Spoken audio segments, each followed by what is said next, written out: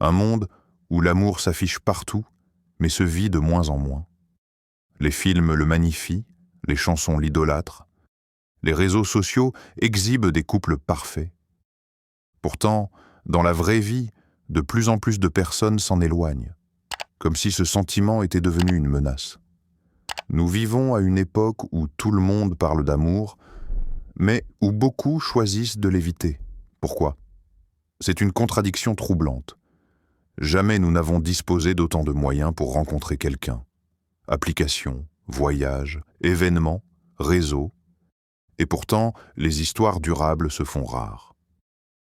Les grandes déclarations ont laissé place aux échanges qui s'éteignent en quelques messages, et les engagements solides se transforment en simples « on verra bien ».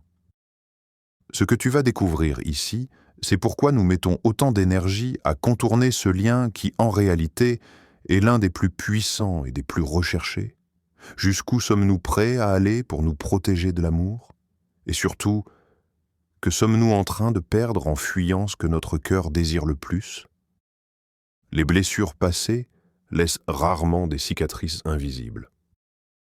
Lorsqu'une personne a déjà aimé et perdu, lorsqu'elle a investi du temps, de l'énergie, des rêves dans une relation qui s'est effondrée, quelque chose en elle change. Les déceptions amoureuses, surtout lorsqu'elles sont intenses, installent une méfiance profonde. Elles ne se contentent pas de faire mal sur le moment, elles modifient la manière dont on perçoit l'amour lui-même. Une rupture brutale ou une trahison laisse une marque indélébile. Celui ou celle qui a été trompé, abandonné ou humilié développe souvent un réflexe de protection, ériger un mur émotionnel. Ce mur, c'est cette distance volontaire qu'on installe avec les autres pour éviter de revivre le même effondrement intérieur. On laisse entrer les gens, mais seulement jusqu'à une certaine limite. On partage, mais pas trop. On aime, mais avec prudence. Certaines personnes vont même plus loin. Elles choisissent consciemment de rester seules plutôt que de risquer un nouveau rejet. Elles préfèrent affronter la solitude que d'endurer à nouveau cette sensation d'être brisées de l'intérieur. Elles se disent que c'est plus sûr, plus rationnel, alors qu'en réalité, elles paient le prix fort, l'absence de véritable connexion humaine. Cette peur mène souvent à l'autosabotage. On repousse inconsciemment quelqu'un qui pourrait nous rendre heureux, on multiplie les doutes, on interprète chaque geste comme une menace. Parfois, on provoque même la fin d'une relation avant qu'elle ne devienne sérieuse, simplement pour éviter de souffrir plus tard. C'est un paradoxe cruel.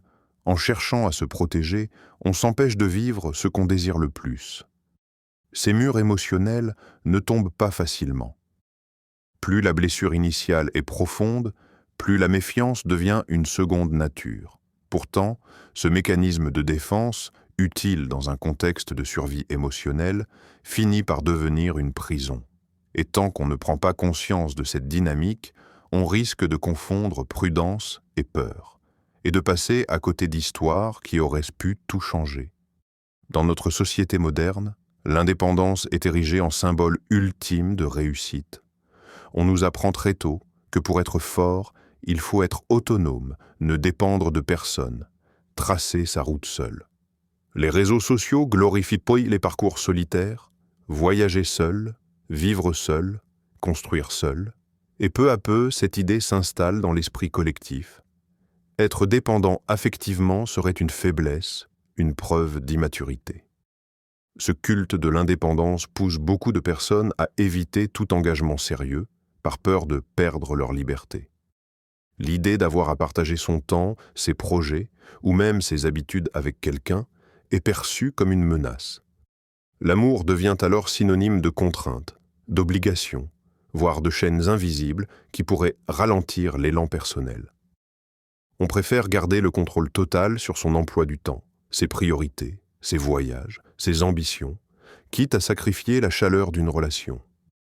Pourtant, il existe une différence fondamentale entre autonomie saine et isolement défensif. L'autonomie saine, c'est être capable de vivre par soi-même, tout en restant ouvert à la connexion et au partage. L'isolement défensif, au contraire, est une barrière que l'on érige pour se protéger de tout ce qui pourrait bousculer notre zone de confort émotionnel. Dans ce dernier cas, l'indépendance devient un prétexte pour éviter la vulnérabilité. Un exemple frappant, les carriéristes acharnés. Animés par le désir de réussir, ils refusent tout attachement sérieux, convaincus qu'une relation détournerait leur énergie et leur concentration. Ils multiplient les relations brèves, voire purement physiques, pour éviter de créer un lien profond. Leur justification : je n'ai pas le temps ou ce n'est pas le bon moment. Mais derrière ce discours, il y a souvent une peur, celle que l'amour vienne interférer avec leur vision de la réussite. Le problème, c'est qu'en repoussant indéfiniment l'idée de s'ouvrir à l'autre, on risque de se réveiller un jour avec tout ce que l'on a voulu, mais personne avec qui le partager.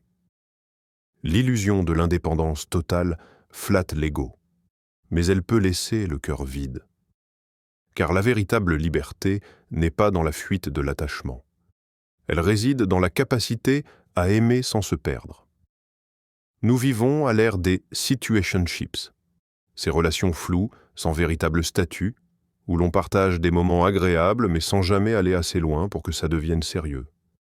Les liaisons éphémères se multiplient, portées par une génération qui craint de mettre des étiquettes ou de s'engager.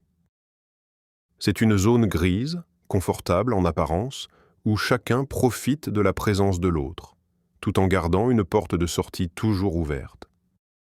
Ce choix de rester dans la superficialité donne l'illusion de la sécurité. En ne laissant personne entrer trop profondément dans notre vie, on pense se protéger des blessures. Pas de promesses, donc pas de trahison. Pas d'attente, donc pas de déception. C'est une forme de contrôle émotionnel qui rassure. On savoure les bons moments, mais on se retire avant que les émotions ne deviennent trop fortes. Pourtant, ce confort est trompeur.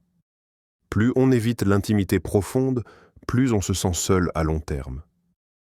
Les échanges superficiels finissent par manquer de substance. On peut multiplier les partenaires ou les conversations, mais rien ne remplace la sensation d'être réellement vu, compris et aimé pour ce que l'on est.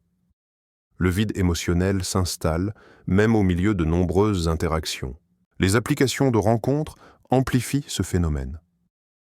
Elles offrent une infinité d'options, ce qui encourage une consommation rapide des relations.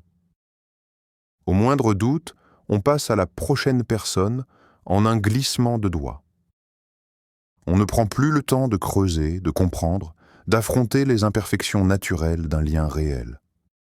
Ce système alimente une mentalité de zapping émotionnel, où l'engagement est perçu comme un risque inutile face à toutes les possibilités disponibles.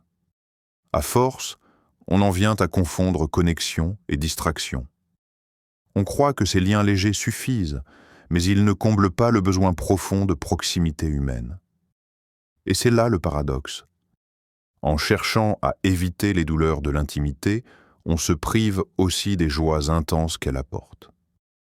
Le confort des relations superficielles finit par devenir une cage dorée, jolie à regarder, mais terriblement vide à l'intérieur. La peur de ne pas être à la hauteur est l'un des freins les plus puissants à l'amour. Elle naît souvent d'un sentiment d'insécurité personnelle, la conviction intime de ne pas être assez. Pas assez beau, pas assez intéressant, pas assez stable, pas assez tout. Ce doute insidieux agit comme un poison invisible qui s'infiltre dans chaque tentative de connexion. Même lorsque quelqu'un nous montre de l'intérêt, on cherche inconsciemment des preuves que, tôt ou tard, il réalisera qu'on ne mérite pas son affection. Les réseaux sociaux amplifient cette insécurité. Chaque jour, on y voit défiler des couples idéalisés, des voyages romantiques parfaits, des corps sculptés et des sourires sans faille. Ce flux constant de perfection retouchée crée un standard irréaliste.